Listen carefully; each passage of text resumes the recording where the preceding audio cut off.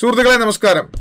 ഈ വരുന്ന woman civil excise officer exam എഴുതാൻ നിങ്ങൾ പ്ലാൻ ചെയ്യുന്നുണ്ടെങ്കിൽ നിങ്ങൾക്ക് വേണ്ടിയിട്ടുള്ള ഒരു റിവിഷൻ ആണ് ഇവിടെ നമ്മൾ സെറ്റ് ചെയ്യുന്നത്. ഈ എക്സാമിന് വേണ്ടി മാത്രമല്ല, ഇനി ഏത് എക്സാം നിങ്ങൾ പ്രിപ്പയർ ചെയ്യാൻ പോവുകയാണെങ്കിലും ഈ അടുത്ത്, അതായത് 2025-ലും 2026 തുടക്കത്തിലും ചോദിച്ചിട്ടുള്ള +2 ലെവൽ എക്സാമുകളിൽ നിന്നുള്ള ജോഗ്രഫിയുടെ ചോദ്യങ്ങളാണ് സെലക്റ്റീവായിട്ട് നമ്മൾ എടുത്തേക്കുന്നത്. ഇതിൽ തൊട്ട് മുമ്പ് നടന്ന എക്സാം ആയിട്ടുള്ള അസിസ്റ്റന്റ് പ്രസിഡന്റ് ഓഫീസറിന്റെ എക്സാം ഉണ്ടായിരുന്നു. അതിൽ ചോദ്യങ്ങൾ എടുത്തിട്ടുണ്ട്. ആ ചോദ്യങ്ങൾ ഓരോ നമുക്ക് പെട്ടെന്ന് ചെയ്തു നോക്കാം. നല്ലൊരു റിവിഷൻ പെട്ടെന്ന് നമുക്ക് മുമ്പോട്ട് പോകാം. നോക്കൂ, ഏറ്റവും കൂടുതൽ ജലബാഷ്പം അടങ്ങിയിരിക്കുന്ന അന്തരീക്ഷ മണ്ഡലം ഏതാണെന്നാണ് ചോദ്യം. ഇതിൽ ജലബാഷ്പം ഏറ്റവും കൂടുതൽ അടങ്ങിയിരിക്കുന്ന അന്തരീക്ഷ മണ്ഡലം ചോദിച്ചാലോ, പൊടിപടലങ്ങൾ ഏറ്റവും കൂടുതൽ അടങ്ങിയിരിക്കുന്ന അന്തരീക്ഷ മണ്ഡലം ചോദിച്ചാലോ, വാതകങ്ങൾ ഏറ്റവും കൂടുതൽ അടങ്ങിയിരിക്കുന്ന അന്തരീക്ഷ മണ്ഡലം ചോദിച്ചാലോ, ആ വാതകങ്ങളുടെ ഓർഡർ നിങ്ങൾ എങ്ങനെ പഠിക്കുക?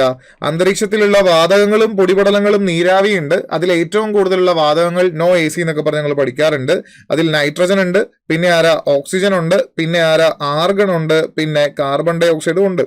ഇത് ഏറ്റവും കൂടുതലുള്ളത്. പിന്നെ വേറെ ഹൈഡ്രജൻ, ഹീലിയം, സെനോൺ, ക്രിപ്റ്റോൺ എന്നൊക്കെ പറഞ്ഞ് കുറച്ചധികം ആൾക്കാരുണ്ട്. എന്തൊക്കെയാണെങ്കിലും ഇതിൽ നൈട്രജൻ ഏറ്റവും കൂടുതൽ കാണപ്പെടുന്ന അന്തരീക്ഷ പാളി എന്നോ, ഓക്സിജൻ ഏറ്റവും കൂടുതൽ കാണപ്പെടുന്നതെന്നോ, ആർഗൺ ഏറ്റവും കൂടുതൽ കാണപ്പെടുന്നതെന്നോ, ഈവൻ കാർബൺ ഡൈ ഓക്സൈഡ് ഏറ്റവും കൂടുതൽ കാണപ്പെടുന്ന അന്തരീക്ഷ പാളി എന്ന് ചോദിച്ചാലോ, അതിന്റെ എല്ലാം ഉത്തരം ഏതേ വരത്തുള്ളൂ? ട്രോപ്പോസ്ഫിയറേ വരത്തുള്ളൂ. കാരണം എന്താ? ഗ്രാവിറ്റിയാണ് ഇതിന്റെ റീസൺ. ഗ്രാവിറ്റി ഭൂമിയുടെ തറയോട് ചേർത്ത് മാക്സിമം വാതകങ്ങളെ, മാക്സിമം നീരാവിയെ, മാക്സിമം പൊടിപടലങ്ങളെയൊക്കെ ഇങ്ങനെ പിടിച്ചു നിർത്താനായിട്ട് ശ്രമിച്ചുകൊണ്ടിരിക്കും.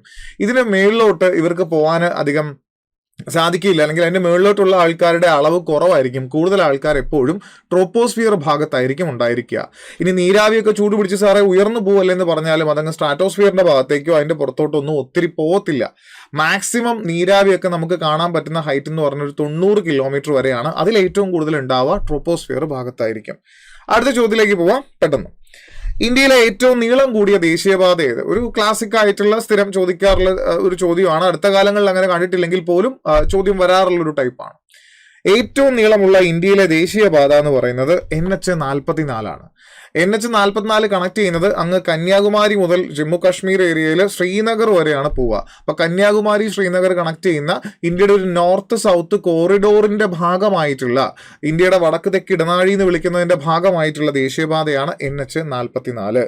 ഇനി കേരളത്തിലൂടെ കടന്നു പോകുന്ന ഏറ്റവും നീളമുള്ള ദേശീയപാത ഏതാണെന്ന് ചോദിച്ചാൽ, കേരളത്തിലൂടെ കടന്നു പോകുന്നതിൽ ഏറ്റവും നീളമുള്ള ദേശീയപാത NH-66 ആണ്. NH-66 കേരളത്തിന്റെ തെക്ക് തൊട്ട് വടക്ക് വരെ നീളത്തിൽ പോകുന്ന ദേശീയപാതയാണ് എന്നോർത്തിരിക്കുക. ഓക്കെ, അടുത്ത ചോദ്യത്തിലേക്ക് പോവാം. ദൊഡാബേട്ട കൊടുമുടി സ്ഥിതി ചെയ്യുന്ന പർവ്വത നിര ഏതാണ്? ദൊഡാബേട്ട എന്ന് പറയുന്നത് ഒരു കൊടുമുടിയാണ്. ഒരു കൊടുമുടി എന്ന് പറഞ്ഞാൽ അതിന് അല്പം സ്പെഷ്യാലിറ്റി ഉള്ള കൊടുമുടിയാണ്. ഇത് സൗത്ത് ഇന്ത്യയിലെ തന്നെ വളരെ പ്രധാനപ്പെട്ട ഒരു കൊടുമുടിയാണ്. ശരിക്കും പറഞ്ഞാൽ സൗത്ത് ഇന്ത്യയിലെ ഏറ്റവും ഉയരമുള്ള 3ാമത്തെ കൊടുമുടിയായിട്ട് പരിഗണിക്കാൻ പറ്റുന്ന ആളാണ് ദൊഡാബേട്ട. സൗത്ത് ഇന്ത്യയിലെ ഏറ്റവും ഉയരമുള്ള കൊടുമുടി ഏതാണെന്ന് ചോദിച്ചാൽ അത് ആനമുടിയാണ്. ആനമുടിയുടെ അത് ഏത് റേഞ്ചിലാണ്, ഏത് പർവ്വത നിരയിലാണെന്ന് ചോദിച്ചാൽ പശ്ചിമഘട്ടത്തിലാണ്. പശ്ചിമഘട്ടത്തിലെ ഏത് സബ് പർവ്വത നിരയിലാണ് ആനമുടി എന്ന് ചോദിച്ചാൽ അതിന്റെ ഉത്തരം ആനമലയാണ്. ആനമലയുടെ ഭാഗമായിട്ടാണ് ആനമുടി സ്ഥിതി ചെയ്യാൻ നമുക്ക് വേണമെങ്കിൽ പറയാം. അതിന്റെ ഉയരം 2695 മീറ്റർ ആയിരിക്കും വരിക. 2695 മീറ്റർ ആയിരിക്കും ആനമുടിയുടെ ഹൈറ്റ് നമ്മൾ പറയാം. രണ്ടാമത് ഉയരത്തിൽ നമുക്ക് പറയാൻ പറ്റുന്നത് മീശപ്പുലിമലയാണ്. മീശപ്പുലിമലയാണ് രണ്ടാമത്. അതും ഈ പറയുന്ന ആനമലയോട് ചേർന്നിട്ടുള്ള ഭാഗത്തുള്ളതാണ്. 2640 മീറ്റർ ആണ് മീശപ്പുലിമലയുടെ ഹൈറ്റ് നമുക്ക് പറയാൻ പറ്റുക. മീശപ്പുലിമല ഹൈറ്റ് 2640. നോക്കൂ, മൂന്നാമത്തെ ആളായിട്ട് മീശപ്പുലിമല അല്ലാതെ മൂന്നാമത്തെ ആളായിട്ട് പറയാൻ പറ്റുന്നതാണ് ദൊഡാബേട്ട. ദൊഡാബേട്ട സ്ഥിതി ചെയ്യുന്നത് തമിഴ്നാട്ടിലാണ്. ബാക്കി രണ്ടുപേരും കേരളത്തിലാണെന്ന് നമുക്ക് പറയാം. ദൊഡാബേട്ട സ്ഥിതി ചെയ്യുന്നത് സുഹൃത്തുക്കളെ തമിഴ്നാട്ടിലാണ്. തമിഴ്നാട്ടിലെ ഈ ദൊഡാബേട്ടയുടെ ഉയരം 2637 മീറ്റർ ആണ് അക്കോർഡിംഗ് ടു NCERT.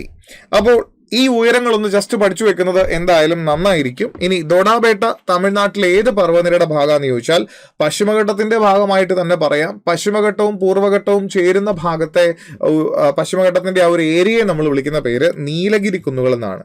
അപ്പൊ നീലഗിരിയിലെ ഏറ്റവും ഉയരമുള്ള കൊടുമുടി എന്ന് ചോദിച്ചാൽ ഉത്തരം ദൊഡാബേട്ടയാണ്.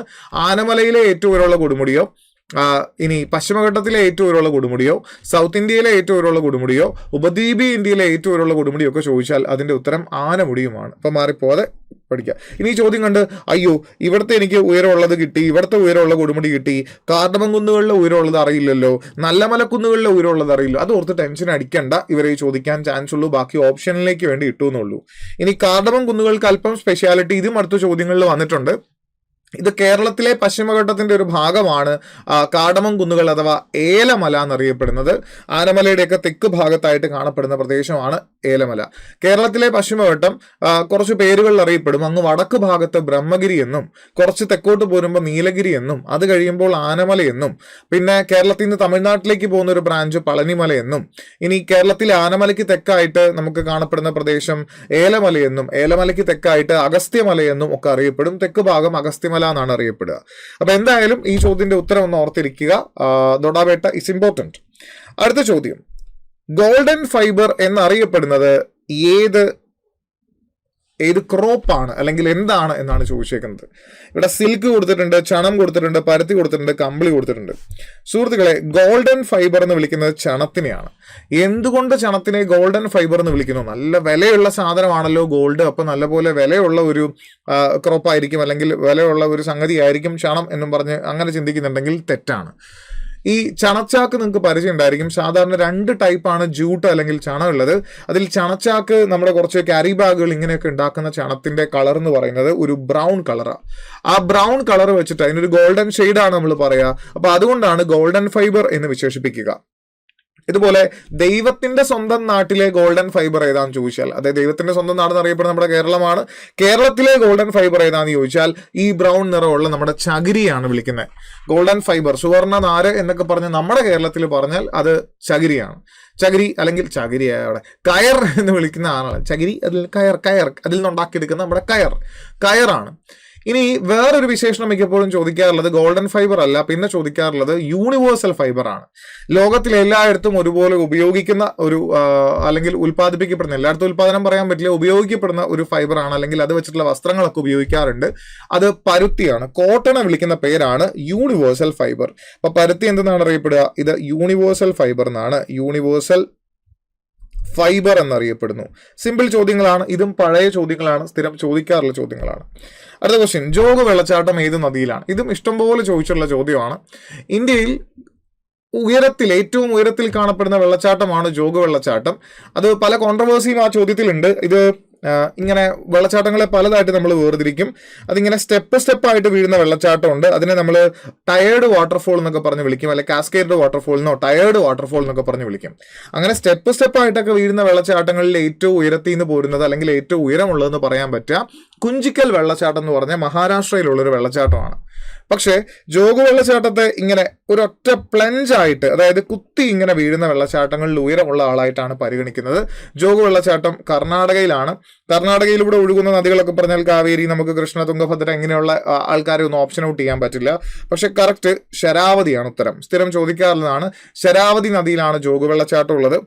മഹാത്മാഗാന്ധിയുടെ പേരിൽ അവിടെ ഒരു ഡാമും കാര്യങ്ങളൊക്കെ ശരാവതി നദിയിലുണ്ട്. ജസ്റ്റ് ഒന്ന് ഓർത്തിരിക്കുക. അപ്പൊ ജോഗ് വെള്ളച്ചാട്ടം, ശരാവതി റിവർ മറക്കരുത്. ഓക്കെ, അപ്പൊ ഇത്രയും ക്വസ്റ്റ്യൻസ് ആയിരുന്നു തൊട്ടടുത്ത് ചോദിച്ച എക്സാമിലുള്ളത്. ഇത് എഴുതിയപ്പോൾ നമുക്ക് എല്ലാവർക്കും അത്യാവശ്യം എളുപ്പമുള്ളൊരു ചോദ്യ പേപ്പർ ആയിട്ടാണ് ഫീൽ ചെയ്തത്. ചോദ്യങ്ങളൊക്കെ എളുപ്പമുള്ളതായിരുന്നു. പക്ഷെ ഇതിനു മുമ്പ് ഉണ്ടായിരുന്ന കുറച്ച് ക്വസ്റ്റ്യൻ പേപ്പറിലേക്ക് നമ്മൾ പോവുകയാണ്. ഇതിനു മുമ്പ് എക്സൈസ് ഓഫീസറിന്റെ ചോദിച്ച കുറച്ച് ചോദ്യങ്ങൾ ഉണ്ടാകും, നമുക്ക് നോക്കാം. ഇതിൽ പറഞ്ഞിരിക്കുന്ന സ്റ്റേറ്റ്മെന്റ്, 2 സ്റ്റേറ്റ്മെന്റ് വന്നിരിക്കുന്നു. ഒന്ന്, ഉപ്പ് തടാകങ്ങൾ സാധാരണയായി കാണപ്പെടുന്നത് മരുഭൂമികളിലാണെന്ന് പറഞ്ഞിരിക്കുന്നു. ആ പ്രസ്താവന ശരിയാണോ? നമുക്ക് ആലോചിക്കാം. ഉപ്പ് തടാകങ്ങൾ കൂടുതലും നമുക്ക് നമ്മുടെ ഇന്ത്യയിലെ കേസ് ആലോചിക്കാം. ഇന്ത്യയിലെ മരുഭൂമിയായിട്ടുള്ള താർ മരുഭൂമി ആലോചിക്കാം. അല്ലെങ്കിൽ താർ മരുഭൂമിയും മരുസ്ഥലി ഭാഗവും ഒക്കെയുള്ള രാജസ്ഥാന്റെ കുറച്ചു ഭാഗം, പിന്നെ അങ്ങോട്ട് രാജസ്ഥാന്റെ വലിയ ഭാഗം, പിന്നെ താർ മരുഭൂമി പടർന്നു കിടക്കുന്ന കുറച്ച് രാജസ്ഥാന്റെ ഒരു ഏരിയ ഉണ്ട്, ഗുജറാത്തിന്റെ കുറച്ച് ഏരിയ ഉണ്ട്, പിന്നെ അങ്ങ് ഹരിയാനയുടെ കുറച്ച് ഏരിയ ഒക്കെ ഉണ്ട്. എന്നാലും പ്രധാന ഏരിയ രാജസ്ഥാൻ നമ്മൾ എടുത്തു കഴിഞ്ഞാൽ രാജസ്ഥാനിൽ കുറച്ച് ഉപ്പ് തടാകങ്ങളുണ്ട്. അതിൽ ദിദ്വന, പിന്നെ സാമ്പാർ തടാകം, സാമ്പാറൊക്കെ ഫേമസ് ആണ്. ഇങ്ങനെ കുറെ തടാകങ്ങൾ നിങ്ങൾ കേട്ടിട്ടുണ്ടാവും. സാമ്പാർ, ദിദ്വന, സർഗോൾ അങ്ങനെയൊക്കെ പറഞ്ഞ തടാകങ്ങൾ കേട്ടിട്ടുണ്ടാവും. SCERT പരാമർശമുള്ളതാണ്. ഇതൊക്കെ അവിടെ കുറച്ചുണ്ടല്ലോ എന്ന് ആലോചിച്ച് കഴിഞ്ഞാൽ മരുഭൂമികളിൽ ഉപ്പ് തടാകങ്ങൾ കാണപ്പെടാമെന്ന് നിങ്ങൾക്ക് തോന്നിയേക്കാം. ഇനി വലിയ ഉപ്പ് തടാകങ്ങളൊക്കെ ആയിട്ടുള്ള നിങ്ങൾക്ക് പരിചയമുള്ള ചാവുകടലോ ഇതൊക്കെ നല്ല പച്ചപ്പിലും ഹരിതാപയും ചുറ്റുപാടുള്ളതായിട്ട് നിങ്ങൾ കണ്ടിട്ടില്ല. മരുഭൂമിയുടെ ഏതോ ഒരു ഏരിയയിലൊക്കെ ആയിട്ടാണ് ഇത് നിങ്ങൾ കണ്ടിട്ടുള്ളത്. അതുപോലെ അരാൾ സീ എന്നൊക്കെ നിങ്ങൾ ചിലപ്പോൾ കേട്ടിട്ടുണ്ടാവും. വറ്റി വരണ്ട് പോയേക്കുന്ന ഒരു ഉപ്പ് തടാകമൊക്കെയാണ് അരാൾ സീ എന്നൊക്കെ പറയുന്നത്. അങ്ങനെയൊക്കെ നിങ്ങൾ കേട്ടിട്ടുണ്ടാവാം. അപ്പൊ ശരിയാണ്, ഉപ്പ് തടാകങ്ങൾ കൂടുതലായിട്ട് കാണപ്പെടുന്ന മരുഭൂമിയിലാണ്. രണ്ടാമത്തെ സ്റ്റേറ്റ്മെന്റ് ഇതിന്റെ റീസൺ പോലെയാണ് പറയാൻ ഉദ്ദേശിക്കുന്നത്. മരുഭൂമികളിൽ ബാഷ്പീകരണം വർഷണത്തേക്കാൾ കൂടുതലായിരിക്കും. മരുഭൂമി എന്ന് പറഞ്ഞാൽ അതിന്റെ ഡെഫിനിഷൻ തന്നെ 25 സെന്റിമീറ്ററിലും മഴ കുറവ് കിട്ടുന്ന പ്രദേശങ്ങൾ എന്നതാണ്. അല്ലാതെ ഒട്ടകമുള്ള സ്ഥലമെന്നോ മണലാരണ്യമുള്ള സ്ഥലമെന്നൊന്നും അല്ല മരുഭൂമിയുടെ ഡെഫിനിഷൻ. അപ്പൊ മഴ കുറവുള്ള പ്രദേശമാണ് മരുഭൂമി. മഴ കുറവുമാണ്, മഴ മാത്രമല്ല മഞ്ഞായിട്ടോ എങ്ങനെയൊക്കെയാണോ പ്രസിപ്പിറ്റേഷൻ വരുന്നത് അല്ലെങ്കിൽ വർഷണം വരുന്നത്, അത് മൊത്തത്തിൽ വെള്ളം അന്തരീക്ഷത്തിൽ നിന്ന് കിട്ടുന്നത് കുറവാണ്. ആ കുറവിനേക്കാളും കൂടുതൽ കിട്ടുന്ന എത്രയാണോ ആ അളവിനേക്കാളും കൂടുതൽ അവിടെ ബാഷ്പീകരണവും നല്ല ചൂട് കാരണം സംഭവിച്ചു പോകുന്നുണ്ട്, നല്ല ബാഷ്പീകരണം സംഭവിക്കുന്നുണ്ട്. അങ്ങനെ ബാഷ്പീകരണം പ്രസിപ്പിറ്റേഷനേക്കാൾ കൂടുതലുള്ള സ്ഥലമാണ് ശരിക്കും മരുഭൂമി. അത് വളരെ ആക്യുറേറ്റ് ആയിട്ടുള്ള പ്രസ്താവനയാണ്. ഇങ്ങനെ സംഭവിച്ചാൽ എന്താണ്, ഒരു മഴ പെയ്തൊരു തടാകം ഇങ്ങനെ കെട്ടിക്കിടക്കുകയാണ്, വെള്ളം കെട്ടിക്കിടക്കുന്നു, അവിടെ നല്ലപോലെ ഇവാപ്പറേഷൻ നടക്കുക എന്ന് പറഞ്ഞാൽ ഈ വെള്ളം മൊത്തം ഇവാപ്പറേറ്റ് ചെയ്തു പോകും. ഇതിന്റെ ഭാഗമായിട്ടുള്ള സോൾട്ടുകൾ പിന്നെ അടിഞ്ഞുകൂടുക ചെയ്യുക. മിച്ചമുള്ള കുറച്ച് വെള്ളമാണ് ഉള്ളതെങ്കിൽ അതിൽ സോൾട്ടിന്റെ അംശം വളരെ കൂടുതലായിരിക്കും. അങ്ങനെയല്ലേ, നമ്മളിപ്പോൾ കറി ഉണ്ടാക്കുന്നു, കറിക്കകത്ത് ഭയങ്കര ഉപ്പാണ്, ആ കറി വീണ്ടും നമ്മൾ തുറന്നു വെച്ച് ഇങ്ങനെ തിളപ്പിച്ചുകൊണ്ടിരുന്നു കഴിഞ്ഞാൽ അതിൻ്റെ അകത്ത് വെള്ളം മൊത്തം ബാഷ്പീകരിച്ചു പോകും. ഉപ്പ് ബാഷ്പീകരിച്ചു പോവോ? ഇല്ല. മിച്ചമുള്ള കറിക്ക് നല്ല ഉപ്പായിരിക്കും, ഉപ്പിന്റെ കോൺസെൻട്രേഷൻ കൂടുതലായിരിക്കും. അപ്പോൾ എയും ബിയും ശരിയാണ്. ഉപ്പ് തടാകങ്ങൾ കുറെ മരുഭൂമിയിൽ ഉണ്ടാവാനുള്ള കാരണം മഴ കുറവും അവിടെ ബാഷ്പീകരണത്തോത് കൂടുതലുള്ളതാണ്. അപ്പൊ എയും ബിയും ശരിയായ പ്രസ്താവനയാണ്. ബി എന്നത് എയുടെ ശരിയായ ഒരു വിശദീകരണം കൂടിയാണ്. സോ ശരിയായിട്ടുള്ള ഉത്തരം എന്ന് പറയുന്നത് ഓപ്ഷൻ എ ആണ്. അടുത്ത ചോദ്യത്തിലേക്ക് പോവാം. ഭൂമിയുടെ അകക്കാമ്പിലെ പ്രധാന ഘടകങ്ങൾ എന്തെല്ലാം? ഭൂമിയുടെ അകക്കാമ്പിനെ വിളിക്കുന്ന പേര് നിഫെ എന്നാണ്. ഭൂമിയുടെ അകക്കാമ്പിനെ നമ്മൾ ചുരുക്കി വിളിക്കുന്ന പേര് നിഫെ എന്നാണ്. നിഫെ എന്ന് നമ്മൾ വിളിച്ചാൽ ഇതിൽ ആരൊക്കെയാണുള്ളത്? നിഫെ എന്ന് നമ്മൾ വിളിച്ചാൽ അതിൽ Ni stands for nickel, Fe stands for ferrum അഥവാ അയൺ. അപ്പൊ ഇതിൻ്റെ അകത്ത് ആരൊക്കെയാണുള്ളത് നമുക്ക് നോക്കാം. ഇരുമ്പും നിക്കലും ഉള്ള ഓപ്ഷൻ ഏതാ? അത് എ ഓപ്ഷനാണ്. ഇനി സിലിക്കൺ അലൂമിനിയം എന്നിവിടെ പറഞ്ഞിട്ടുണ്ട്. സിലിക്കണും അലൂമിനിയവും കൊണ്ട് നിർമ്മിതമായിരിക്കുന്നത് ശരിക്കും നമ്മുടെ കോണ്ടിനെന്റൽ ക്രസ്റ്റ് അഥവാ വൻകര ഭൂവൽക്കമാണ്. വൻകര ഭൂവൽക്കം നിർമ്മിതമായിരിക്കുന്നതാണ്. അതിനെ സിയാലെന്ന് നമ്മൾ വിളിക്കുക. ഇനി അതുപോലെ സമുദ്ര ഭൂവൽക്കമാണെങ്കിൽ അതിനെ വിളിക്കുന്ന പേര് സീമ എന്നുമാണ്. സമുദ്ര ഭൂവൽക്കത്തിനെ സീമ എന്ന് വിളിക്കുന്നു. ഇത് സമുദ്ര ഭൂവൽക്കത്തിന്റെ വിശേഷണമാണ്. ഈ 3 വിശേഷണങ്ങൾ ഇന്ന് ചോദ്യങ്ങൾ വരാറുണ്ട്, ഓർത്തിരിക്കുക. ഇനി അകക്കാമ്പിലെ പ്രധാന ഘടകങ്ങൾ ഇങ്ങനെയാണെങ്കിൽ സാറേ പുറക്കാമ്പിലെ പ്രധാന ഘടകങ്ങൾ ഏതൊക്കെയാണ് എന്ന് നിങ്ങൾക്ക് സംശയം ഉണ്ടെങ്കിൽ അതും നിഫെ തന്നെയാണ്. നിഫെ എന്ന് പറയുന്നത് തന്നെയാണ് പുറക്കാമ്പിന്റെയും കോമ്പോസിഷൻ, അകക്കാമ്പിന്റെയും കോമ്പോസിഷൻ. ഇതിൽ പുറക്കാമ്പിൽ നിഫെ ദ്രാവക രൂപത്തിലാണ് കാണപ്പെടുക. ഇരുമ്പൊക്കെ ദ്രാവക രൂപത്തിൽ കാണപ്പെടുന്ന പാളി എന്ന് ചോദിച്ചാൽ പുറക്കാമ്പാണ്. അകക്കാമ്പിൽ അത് സോളിഡ് ആയിട്ട് കാണപ്പെടുന്നു. അങ്ങനെ ഓർക്കാം. ഇനി അടുത്ത ക്വസ്റ്റ്യനിലേക്ക് നമുക്ക് പോവാം. ഇത് സമുദ്രജല പ്രവാഹങ്ങളുമായിട്ട് ബന്ധപ്പെട്ട ഒരു ചോദ്യമാണ്. അത് ശരിക്കും ആ ഭാഗം അറിയാമെങ്കിൽ ചെയ്യാൻ പറ്റുന്ന രീതിയിലുള്ളൊരു ചോദ്യമാണ്. നമുക്ക് നോക്കാം. ഒന്ന്, ശരിയല്ലാത്ത പ്രസ്താവനയാണ് ഇവിടെ. ആദ്യം അങ്ങനെ വല്ലതും ഉണ്ടെങ്കിൽ ഇത് നോക്കി ഒന്ന് അണ്ടർലൈൻ ചെയ്യണം. ശരി ഏതാ, ശരിയല്ലാത്തത് ഏതാ. അങ്ങനെ ഇതിപ്പോ ഇങ്ങനെ ചോദ്യങ്ങൾ വന്നാലേ ഇവിടെ പ്രസ്താവനകൾ പരിശോധിക്കാണ്ട് ശരിയാണോ തെറ്റാണോ ഒന്ന് അണ്ടർലൈൻ ചെയ്തിട്ട് നോക്കുക. ലാബ്രഡോർ അറ്റ്ലാന്റിക് സമുദ്രത്തിലെ ഒരു ശീതജല പ്രവാഹമാണ് പറഞ്ഞിരിക്കുന്നു. ലാബ്രഡോർ അറ്റ്ലാന്റിക് സമുദ്രത്തിലെ ഒരു ശീതജല പ്രവാഹമാണ്. വളരെ ശരിയാണ്. ലാബ്രഡോർ പ്രവാഹം ഒരു ശീതജല പ്രവാഹം തന്നെയാണ്. അത് അറ്റ്ലാന്റിക് സമുദ്രത്തിലാണ്, വടക്കേ അറ്റ്ലാന്റിക് സമുദ്രത്തിലാണ്. ഇനി അഗുൽഹാസ് ഇന്ത്യൻ മഹാസമുദ്രത്തിലെ ഒരു ശീതജല പ്രവാഹമാണ്. അഗുൽഹാസ് ഇന്ത്യൻ മഹാസമുദ്രത്തിലാണ്, പക്ഷേ അതൊരു ശീതജല പ്രവാഹമല്ല. അഗുൽഹാസ് ഇന്ത്യൻ മഹാസമുദ്രത്തിലെ പ്രധാന ഉഷ്ണജല പ്രവാഹമാണ്. അപ്പൊ ഒന്ന് തെറ്റെന്ന് നമുക്ക് കിട്ടി. ഏതാ തെറ്റ്? ബി, രണ്ടാമത്തെ ഓപ്ഷൻ തെറ്റാന്ന് കിട്ടി. അപ്പൊ 2 തെറ്റായിട്ടുള്ള ഓപ്ഷൻസ് വേണം നമുക്ക് നോക്കാനായിട്ട്. ഒന്ന് ശരിയാണെന്നറിയാം, ആ ഒന്ന് അറിയാമെങ്കിൽ തന്നെ ഇവിടെ ഓപ്ഷനിലേക്ക് പോവാം. ഒന്ന് ശരിയാ, നമ്മളോട് ചോദിച്ചിരിക്കുന്ന ശരിയല്ലാത്ത പ്രസ്താവനയാ. അപ്പൊ ഒന്ന് ഉൾപ്പെടുന്ന എല്ലാം നമുക്ക് വേണ്ടാന്ന് വെക്കാം. ഇത് വേണ്ട, ഇത് വേണ്ട, ഇത് വേണ്ട. ഡയറക്റ്റ് അവിടുന്ന് നമുക്ക് ഉത്തരം കിട്ടും, ബി ആണ്. ഇനി രണ്ടാമത്തെ നോക്കിയിട്ട് ഉത്തരത്തിലേക്ക് പോവാണെങ്കിൽ അത് വെച്ചും 2 ഉള്ള ഒറ്റ ഓപ്ഷൻ മാത്രമേ ഉള്ളൂ, അല്ലെങ്കിൽ എന്താ പറയാ, ഒന്നില്ലാത്തതും 2 ഉള്ളതുമായിട്ടുള്ള ഒരു ഓപ്ഷനേ ഉള്ളൂ. അത് ഇതാണ്. നമുക്ക് ഉത്തരത്തിലേക്ക് പോവാം. പിന്നെ അടുത്തതോ, ഗൾഫ് സ്ട്രീം പസഫിക് സമുദ്രത്തിലെ ഉഷ്ണജല പ്രവാഹമാണെന്ന് പറഞ്ഞിരിക്കുന്നു. അതും തെറ്റണം.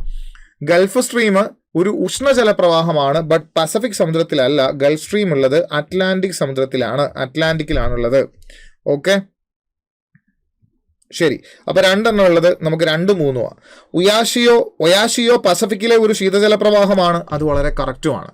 ഒയാഷിയോ പസഫിക്കിലെ ഒരു ശീതജല പ്രവാഹമാണ്. കുറോഷിയോ എന്ന് കേട്ടാൽ അത് പസഫിക്കിലെ ഒരു ഉഷ്ണജല പ്രവാഹവുമാണ്. അപ്പോൾ ഇവിടെ 2, 3 വെച്ചിട്ട് നമുക്ക് ഈസി ആയിട്ട് ഓപ്ഷൻ ഔട്ട് ചെയ്ത് കുറച്ച് റാങ്ക് ചെയ്യാൻ പറ്റുമായിരുന്നു. അങ്ങനെ ഒരു ചോദ്യമാണ്. പക്ഷേ സമുദ്രജല പ്രവാഹങ്ങൾ എന്ന് പറഞ്ഞ ടോപ്പിക്ക് അറിഞ്ഞാലേ ചെയ്യാൻ പറ്റത്തുള്ളൂ, അത് അറിഞ്ഞിരിക്കണം. അതറിഞ്ഞിരുന്ന് അറിയാമെങ്കിൽ നമുക്ക് ചെയ്യാൻ പറ്റും, ഈസി ആയിട്ട് ചെയ്യാൻ പറ്റും, ചെറുതായിട്ടെങ്കിലും അറിഞ്ഞാൽ ചെയ്യാൻ പറ്റുന്ന ഒരു സംഭവമാണ്. ഇനി അടുത്ത ക്വസ്റ്റ്യനിലേക്ക് നമുക്ക് പോകാം. കേരളത്തിലെ ഏറ്റവും വലിയ ജലവൈദ്യുത പദ്ധതി ഏതാണ്? സംശയമൊന്നുമില്ല, എല്ലാവർക്കും അറിയാം. കേരളത്തിലെ ഏറ്റവും വലിയ ജലവൈദ്യുത പദ്ധതി ഇടുക്കിയാണ്. കേരളത്തിലെ ഏറ്റവും വലിയ ജലവൈദ്യുത പദ്ധതി ഇടുക്കിയാണ്. കേരളത്തിലെ ഏറ്റവും വലിയ ഡാം ചോദിച്ചാൽ ഇടുക്കിയാണ്. കേരളത്തിലെ ഏറ്റവും വലിയ ജലസംഭരണി എന്ന് ചോദിച്ചാലും ഇടുക്കി തന്നെയാണ്. ഇനി രണ്ടാമത്തെ ഏറ്റവും വലിയ ജലവൈദ്യുത പദ്ധതി, അത് ഉൽപാദനശേഷി വെച്ചിട്ടാണ് നമ്മൾ നോക്കുന്നത്. എത്ര മെഗാവാട്ട് ഉൽപ്പാദിപ്പിക്കുന്നു എന്നത് വെച്ചിട്ടാണ്. ഇടുക്കിയാണെങ്കിൽ 780 മെഗാവാട്ട് ഒക്കെയാണ് ഉൽപ്പാദിപ്പിക്കുക. ഇടുക്കി കഴിഞ്ഞാൽ രണ്ടാമത് ഏറ്റവും കൂടുതൽ ഉൽപ്പാദിപ്പിക്കുന്നത് ശബരിഗിരിയാണ്. അപ്പോൾ second largest hydro electric project ആയിട്ട് നമുക്ക് പറയാം ശബരിഗിരി. ഇനി കേരളത്തിലെ ആദ്യമായിട്ട് വന്ന ജലവൈദ്യുത പദ്ധതിയാണ് പള്ളിവാസൽ ആദ്യമായിട്ട് വന്നാണ്. സെക്കൻഡ് കെയിം, അതായത് രണ്ടാമതായിട്ട് വന്നത് ആരാന്ന് ചോദിച്ചാൽ, രണ്ടാമതായിട്ട് വന്നയാൾ സെക്കൻഡ്ലി വന്നത് ആരാന്ന് ചോദിച്ചാൽ അതിൻ്റെ ഉത്തരം ചെങ്കുളമാണ്. അപ്പോൾ വന്ന ക്രൊണോളജിക്കൽ ഓർഡർ വെച്ചിട്ട്, സമയം വെച്ചിട്ട് ആദ്യമായിട്ട് വന്നത് പള്ളിവാസലും രണ്ടാമത് വന്നത് ചെങ്കുളവുമാണ്. കപ്പാസിറ്റിയിൽ ഒന്നാമത് ഇടുക്കിയും രണ്ടാമത് ശബരിഗിരിയുമാണ്. അങ്ങനെ ഓർത്തിരിക്കുക. കക്കയം എന്ന് പറയുന്നത് ഒരു ജലവൈദ്യുത പദ്ധതിയാണ്. അത് മലബാറിൽ നമ്മുടെ കോഴിക്കോട് ജില്ലയിലെ കുറ്റ്യാടി പ്രോജക്റ്റിന്റെ ഭാഗമായിട്ടുള്ള ഒരു ഡാമാണ് കക്കയം എന്ന് പറയുന്നത്. ബാക്കി ശബരിഗിരി പത്തനംതിട്ട ജില്ലയിലെയാണ്. പള്ളിവാസൽ ഇടുക്കി, രണ്ടും ഇടുക്കി ജില്ലയിലെ പദ്ധതികളുമാണ്. അടുത്ത ക്വസ്റ്റ്യനിലേക്ക് നമുക്ക് പോവാം. അടുത്തത് ഇന്ത്യയിലെ നദികളുമായിട്ട് ബന്ധപ്പെട്ട ഒരു ചോദ്യമായിരുന്നു. ചേരുംപടി ചേർക്കാനാണ് ഇവിടെ പറഞ്ഞിരിക്കുന്നത്. ശരിയായിട്ടുള്ള കോഡ് കണ്ടെത്താനൊക്കെയാണ് ചോദിച്ചിരിക്കുന്നത്. അപ്പൊ ഇവിടെ നമുക്ക് ഒന്നാമത് നൽകിയിരിക്കുന്നത് ദാമോദർ നദി അസാമിന്റെ ദുഃഖമാണോ, ദക്ഷിണ ഗംഗയാണോ, മഹാരാഷ്ട്രയുടെ ജീവനാഡിയാണോ, ഇന്ത്യയുടെ ചുവന്ന നദിയാണോ? ഇതിനകത്ത് ദാമോദർ നദിക്ക് ഒരു ചോദ്യം ഇവിടെ ഇട്ട ആൾക്ക് ചെറിയൊരു അബദ്ധം പറ്റിയതാണ്. ദാമോദർ ഒരിക്കലും അസാമിന്റെ ദുഃഖമല്ല, അതൊരു ദുഃഖം തന്നെയാണ്. അത് വെസ്റ്റ് ബംഗാളിന്റെ ദുഃഖമാണ്. അപ്പോൾ വെസ്റ്റ് ബംഗാളിന്റെ ദുഃഖം എന്നായിരുന്നു ചോദ്യകർത്താവ് ഇവിടെ ഇട്ടതെങ്കിൽ A1 B2, അതായത് ഗോദാവരിയെ നമുക്ക് ദക്ഷിണ ഗംഗ എന്ന് വിശേഷിപ്പിക്കാം. പലരും പറയും സാറേ ദക്ഷിണ ഗംഗ കാവേരി അല്ലേ, പണ്ട് ഇങ്ങനെയാണല്ലോ പറഞ്ഞത്, പണ്ട് ഇങ്ങനെയാണല്ലോ PSC വന്നത് എന്നൊക്കെ പറയും. ശരിയാ, അത് പണ്ടത്തെ കാര്യം. പക്ഷെ NCERT-യിൽ ഉണ്ടായിരുന്നത്, പണ്ട് ഈ ചോദ്യം ചോദിച്ചപ്പോഴും NCERT-യിൽ ഉണ്ടായിരുന്നത് ശരിക്കും Dakshina Ganga, according to north Indians Dakshina Ganga എന്ന് പറയുന്നത് ഗോദാവരിയാണ്.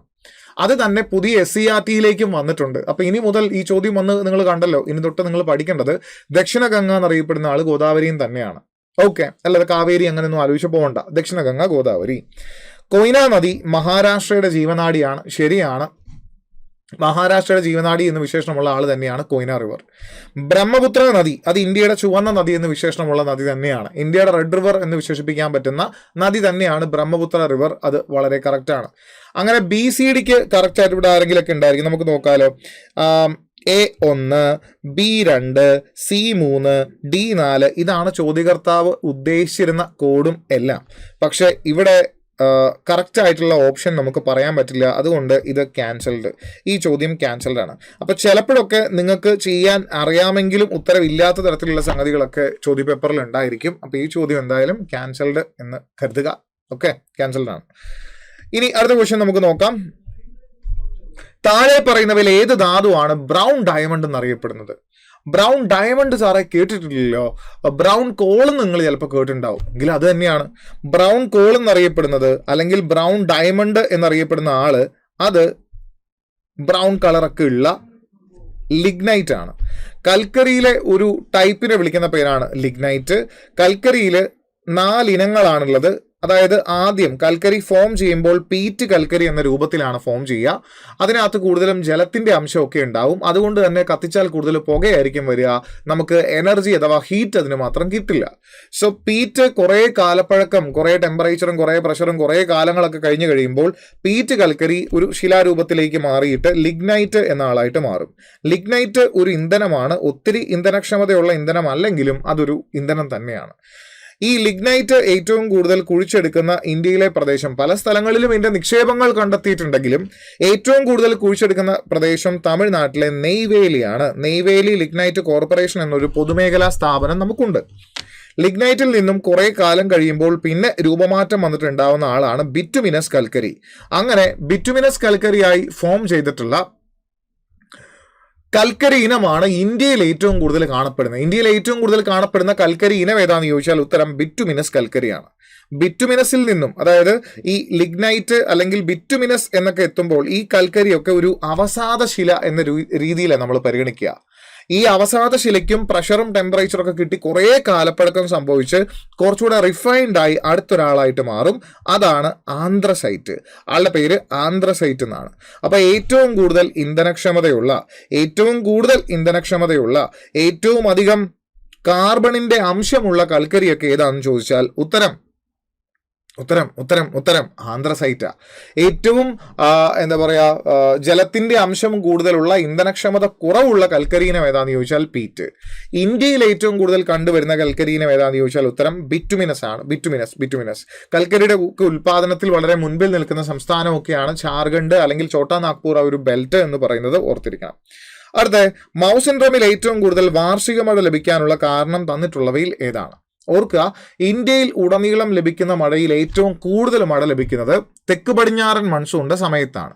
ആ തെക്ക് പടിഞ്ഞാറൻ മൺസൂണിന്റെ സമയത്ത് തന്നെയാണ് നമ്മുടെ വടക്ക് കിഴക്കൻ സംസ്ഥാനങ്ങളിലും നല്ല മഴ കിട്ടുക. അല്ലാതെ ചില ആൾക്കാർ വിചാരിക്കും വടക്ക് കിഴക്കൻ മൺസൂൺ വരുന്നത് അവിടെ നിന്നാണല്ലോ, അപ്പോൾ വടക്ക് കിഴക്കൻ മൺസൂൺ അവിടെ കുറെ മഴ പെയ്ച്ചിട്ടാണല്ലോ വരികയെന്ന്. ഇന്ത്യയുടെ വടക്ക് കിഴക്കൻ സംസ്ഥാനങ്ങൾ എന്ന് ഇവരൊക്കെ അറിയപ്പെട്ടാലും, മേഘാലയ ഭാഗങ്ങളൊക്കെ അറിയപ്പെട്ടാലും, തെക്ക് പടിഞ്ഞാറൻ മൺസൂൺ ഇവിടെ നിന്ന് ചെല്ലുമ്പോൾ അവിടുത്തെ കുറച്ച് കുന്നുകൾ അതിനെ ഇങ്ങനെ തടഞ്ഞു നിർത്തി നല്ലപോലെ അവിടെ മഴ പെയ്യ്ക്കും. അങ്ങനെ തടഞ്ഞു നിർത്തി മഴ പെയ്യ്ക്കുന്നതിലെ പ്രധാനപ്പെട്ട ഒരു കുന്നാണ് ഖാസി കുന്ന്. ആ ഖാസി കുന്ന് നമ്മുടെ തെക്ക് പടിഞ്ഞാറൻ മൺസൂണിനെ തടഞ്ഞു നിർത്തി മഴ പെയ്ച്ച് ആ ചെരുവിലുള്ള പ്രദേശം, അല്ലെങ്കിൽ അതിൻ്റെ മഴ കിട്ടുന്ന തെക്ക് ഭാഗത്തുള്ള പ്രദേശങ്ങളിൽ വളരെ പ്രധാനപ്പെട്ട ഒരു സ്ഥലമാണ് മൗസിൻഡ്രം. അതിനോട് ചേർന്ന് ഖാസി കുന്നുകളിലുള്ള മറ്റൊരു സ്ഥലമാണ് ചിറാപുഞ്ചി. അങ്ങനെ ലോകത്തിൽ തന്നെ ഏറ്റവും കൂടുതൽ മഴ കിട്ടുന്ന പ്രദേശങ്ങളായിട്ട് അറിയപ്പെടുന്നതാണ് ഈ പ്രദേശങ്ങൾ.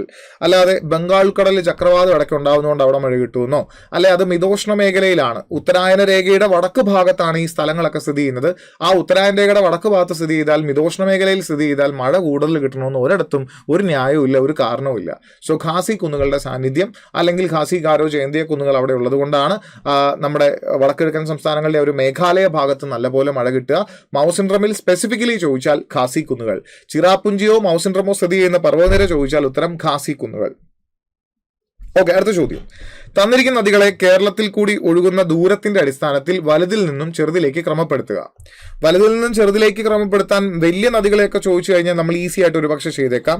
ഏറ്റവും നീളമുള്ളത് നിങ്ങൾ ചിലപ്പോൾ പറഞ്ഞേക്കാം പെരിയാർ, പിന്നെ ആരാ, ഭാരതപ്പുഴ, പിന്നെ പെരിയാറുണ്ട്, ഭാരതപ്പുഴയുണ്ട്, പിന്നെ അടുത്തയാറ് പമ്പയെന്നും, പിന്നെ ചാലിയാറെന്നും ചാലക്കുടി എന്നൊക്കെ ഈസി ആയിട്ട് നമ്മൾ ഒരു പക്ഷെ ചെയ്തേനെ.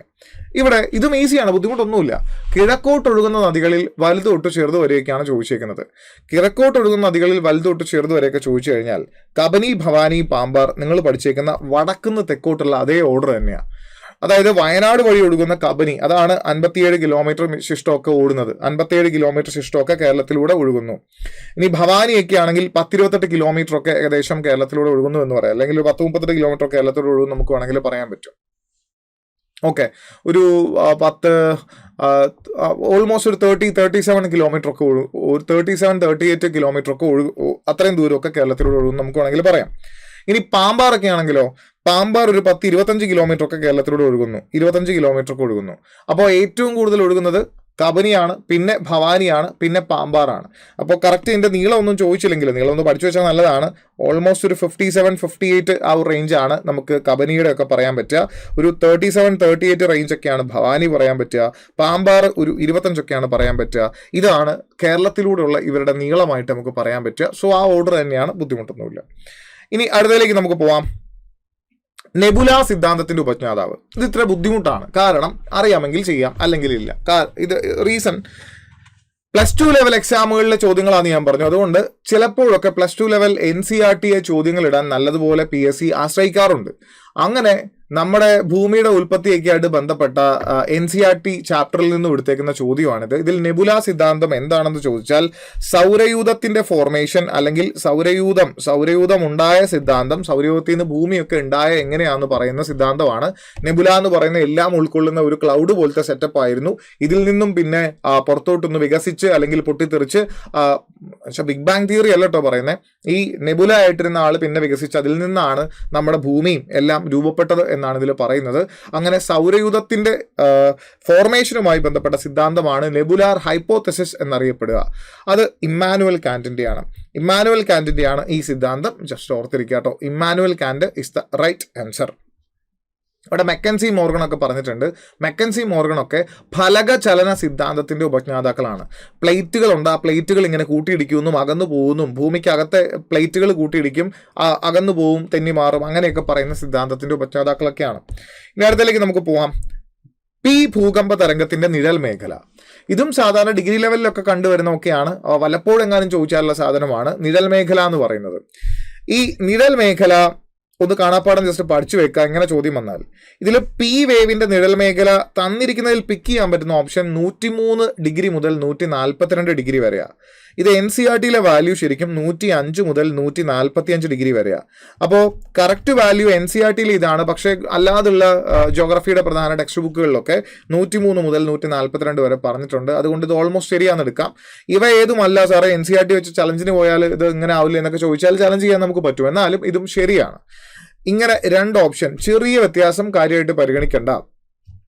ഇതിൽ പി വേവിന്റെ ഇങ്ങനെയാണെങ്കിൽ എസ് വേവ് ഓർക്കുക. എസ് വേവിന്റെ എത്രയാണെന്ന് ചോദിച്ചാൽ എസ് വേവ് ഒരു 105 മുതൽ 180 വരെ അല്ലെങ്കിൽ 180 ഡിഗ്രി വരെ അല്ലെങ്കിൽ 105 ഡിഗ്രിക്ക് അപ്പുറം, 105 ഡിഗ്രിക്ക് അപ്പുറം എന്ന് വേണം പഠിക്കാൻ. 105 ഡിഗ്രിക്കും അപ്പുറം മൊത്തം 105 ഡിഗ്രി മുതൽ ഒരു 180 ഡിഗ്രി വരെ അല്ലെങ്കിൽ 105 ഡിഗ്രിക്കും അപ്പുറം എസ് വേവിന്റെ നിഴൽ മേഖലയാണ്. ആരുടെ നിഴൽ മേഖലയാണ് വലുതെന്ന് ചിലപ്പോൾ ചോദിച്ചേക്കാം. പി വേവിന്റെ ആണോ എസ് വേവിന്റെ ആണോ നിഴൽ മേഖല വലുത് എന്ന് ചോദിച്ചാൽ അത് എസ് വേവിന്റെ ആണ്.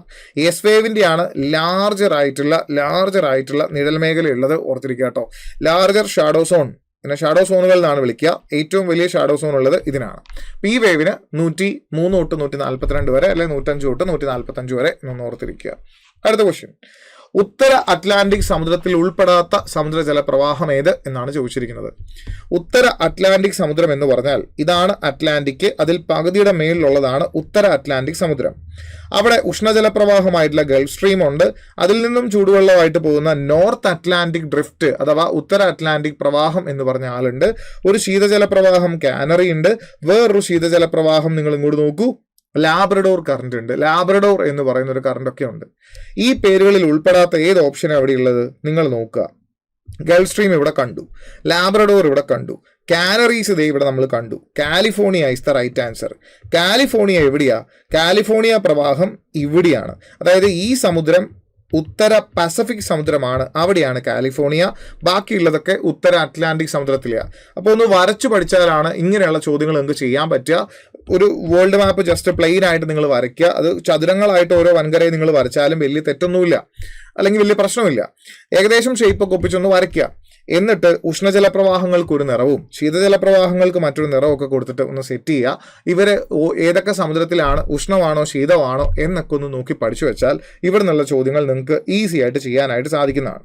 നമുക്ക് ഒരു ചോദ്യം കൂടെ നോക്കാം. അധികം നിങ്ങളെ നീട്ടി വലിപ്പിക്കുന്നില്ല സുഹൃത്തുക്കളെ. നമുക്ക് ഒറ്റ ചോദ്യങ്ങളെ നോക്കാം. ഉപദ്വീപീയ നദിയായ കൃഷ്ണയുടെ ഉത്ഭവസ്ഥാനം ഏത്? നദികളുടെ ഉത്ഭവസ്ഥാനം എളുപ്പം ഒരു ചോദ്യകർത്താവിന് ചോദിക്കാൻ പറ്റുന്ന ഏരിയയാണ്. ഇവിടെ നിങ്ങൾ നോക്കൂ, ഉപദ്വീപീയ നദികളുടെ പല നദികളുടെയും ഉത്ഭവസ്ഥാനം ഇവിടെ നൽകിയിട്ടുണ്ട്. നമുക്ക് ഓരോന്നും നോക്കാം. ബ്രഹ്മഗിരി കുന്നുകളിൽ നിന്ന് ഉത്ഭവിക്കുന്ന നദി പ്രധാനമായിട്ടും നമുക്ക് പറയാൻ പറ്റുക കാവേരിയാണ്. കാവേരിയുടെ ഉത്ഭവമാണ് കർണാടകയിലെ ബ്രഹ്മഗിരി കുന്നുകൾ. അതുപോലെ കേരളത്തിലൂടെ ഒഴുകുന്ന നദിയായിട്ടുള്ള വളപട്ടണം നദിയൊക്കെ ബ്രഹ്മഗിരി കുന്നുകളിൽ നിന്ന് ഉത്ഭവിച്ച് പടിഞ്ഞാറോട്ടൊക്കെ ഒഴുകി നമ്മുടെ കേരളത്തിലേക്കൊക്കെ പോരുന്നുണ്ട്. പക്ഷെ കിഴക്കോട്ട് ഒഴുകുന്ന ഉപദ്വീപീയ ഒരു പീഠഭൂമിയിലൂടെ ഒഴുകുന്ന നദികളിൽ കാവേരി നമുക്ക് മെയിനായിട്ട് പറയാം. മഹാബലേശ്വർ എല്ലാവരും ഓർത്തു വെക്കുക. ഇങ്ങനെയാണ് നിങ്ങൾ ഓർത്തു വെക്കുക.